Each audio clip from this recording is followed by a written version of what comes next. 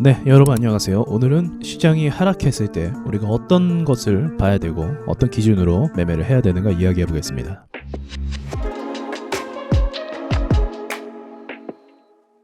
시장이 지금처럼 하락을 하면 심리적 압박을 느끼게 됩니다. 이건 누구나 다 마찬가지예요. 주식을 오래 한 사람이라고 할지라도요, 이 심리적 압박을 항상 가지고 갑니다. 다만 압박을 받으면서도 무엇을 해야 되는지를 찾아갈 수가 있게 되는 거죠. 그러나 일반 투자자 같은 경우는 이 심리적 압박만 받고 그릇된 판단을 하는 경우가 굉장히 많습니다. 그리고 어떻게 할지를 몰라서 마음만 졸이고 방치시키는 경우가 꽤 많이 있거든요. 사실 어떻게 보면 그러한 심리가 당연한 것이고요. 내 돈이 순식간에 마이너스가 심하게 꺾여져 내려가니까 그런 마음이 드는 거 당연한 거 아니겠습니까? 동시에 더불어서 아직 시장에서 준비가 덜 된 투자자라는 걸 스스로 나타낸다라고도 볼 수도 있습니다. 제가 주식시장은 어떤 곳이라고 말씀드렸죠? 여기는 선수들이 뛰는 시장입니다. 여러분, 세력들은 개인들의 심리를 잘 알고 있고, 그리고 정보에 빠른 기관이나 외인들은 개인들보다 먼저 빠져나갑니다. 선수들이 노는 곳에서 가장 불리한 사람들이 누구냐? 바로 개인 투자자라는 거죠.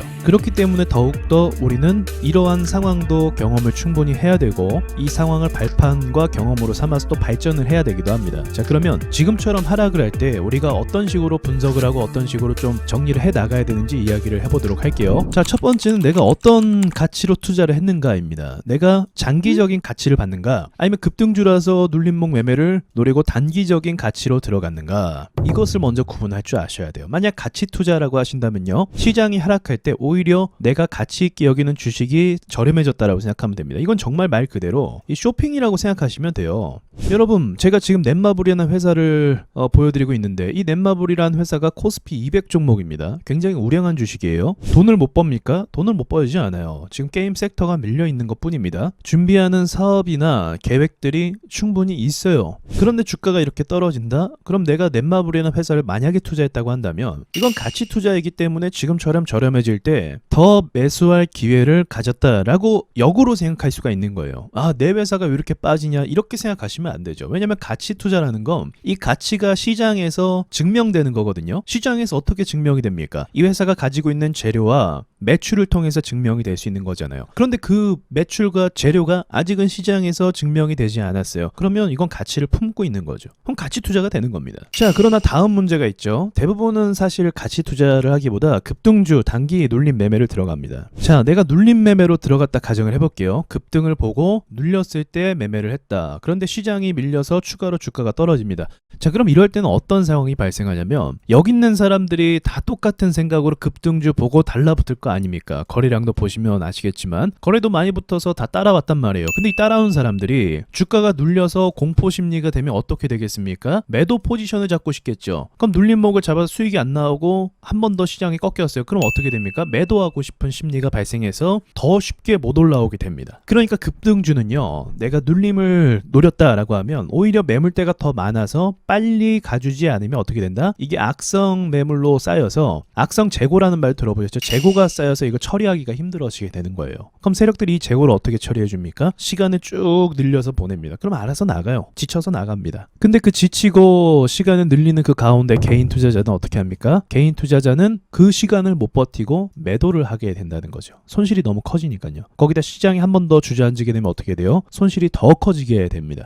그래서 여러분, 시장이 이렇게 밀릴 때 판단을 하셔야 되는 부분이 어떤 거냐면, 내가 투자한 종목의 가치 투자라고 한다면 그냥 가져가시면 되는 거예요. 그런데 내가 투자한 종목의 급등주 눌림 매매로 내가 들어갔다. 근데 한 번 더 밀렸다? 그럼 악성 매물이 쌓였다라는 전제로 내가 빠져나오는 매도 포지션을 잡긴 잡아야 됩니다. 근데 어떻게 해야 돼요? 지금 사람들은 시장이 하락하니까 벙쪄 있고 좀 올라오길 바라고 있는 그 상황 가운데서 여러분은 희망 회로를 돌리는 게 아니라 빨리 대응해서 손절이나 매도를 해서 원금에 가까운 수치로 돌려놔야 된다는 겁니다. 내가 산 위치에 따라서 이런 여러 가지의 방향이 갈라지게 돼요.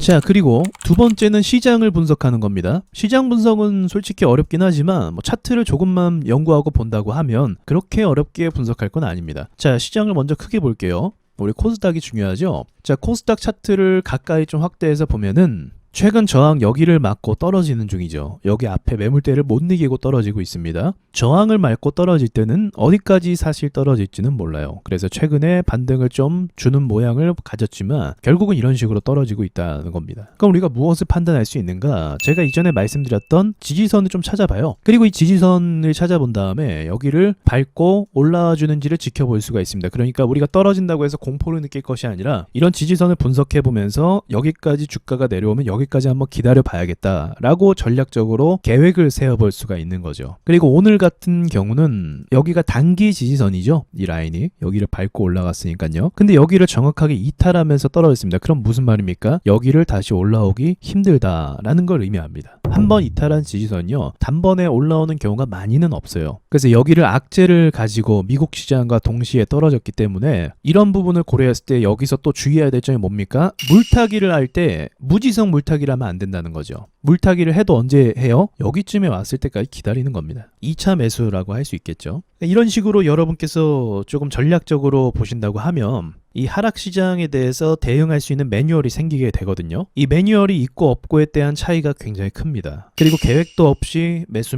하는 건 좋은 투자자의 자세가 또 아니고요. 그래서 저는 이야기를 맞추면서 이렇게 말씀드리고 싶어요. 하락은요, 언제나 있어 왔어요. 주식을 하면서요, 하락시장을 겪는 건 당연한 거고 자연스러운 겁니다. 그렇다면 이 하락시장을 우리가 겪을 때 무엇을 배워야 되는가? 이 하락시장에서 심리가 흔들리지 않고 계획적으로 내가 매수할 수 있는 사람인가를 여기서 실천을 해보는 거죠. 그렇게 했을 때 여러분에게 발전이 생기게 될 거고요. 이런 하락시장에서도 압박은 받겠지만 그래도 내가 계획적으로 뭔가 할 수 있다는 것 자체가 여러분이 성장한다라는 것을 의미할 수도 있게 됩니다. 그래서 주식 경력을 무시할 수가 없는 거예요. 여기까지 말씀드리고 마치겠습니다.